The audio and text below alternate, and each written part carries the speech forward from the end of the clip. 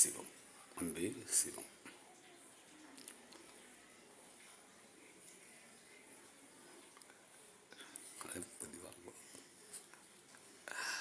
அப்போ ஞானி என்றால் புறம் பார்க்க மாட்டான், அகம் பார்ப்பான்.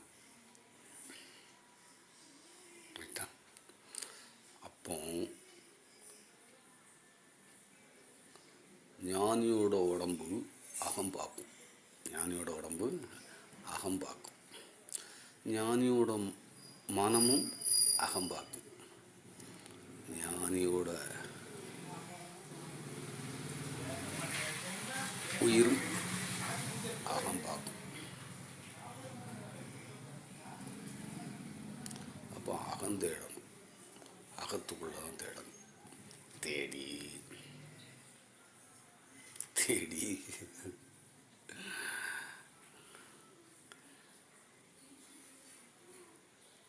இந்த மனதை ஆரோக்கியப்படுத்தும். இந்த மூணும் உள்ளுக்குள்ள ஞானி ஆனதுக்கப்புறம், ஞானி ஆனதுக்கு முன்னால் வெளியில் அப்பா வச்ச பேர், அப்பா அம்மா வச்ச பேர், இந்த சமூகம் வச்ச பேர், இது புல்ல வெளியில் ஒரு சாதி கூட்டத்தில் பிறந்தது, ஒரு மத கூட்டத்தில் பிறந்தது, ஒரு நாட்டில் பிறந்தது, ஒரு மொழியில் பிறந்தது, இது ஃபுல்லாகவே அந்த பக்கம் அந்த பேர் சமூகம் வச்ச பேர். அதுக்கு பிறகு ரெண்டாவது பிறவி எடுப்பான்.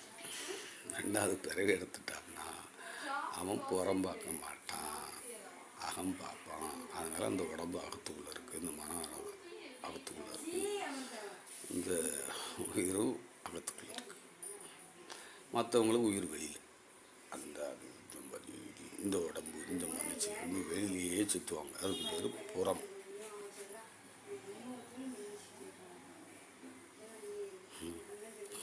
பதறுக என்று மன்றன் ஞானி யோகிநாதன்.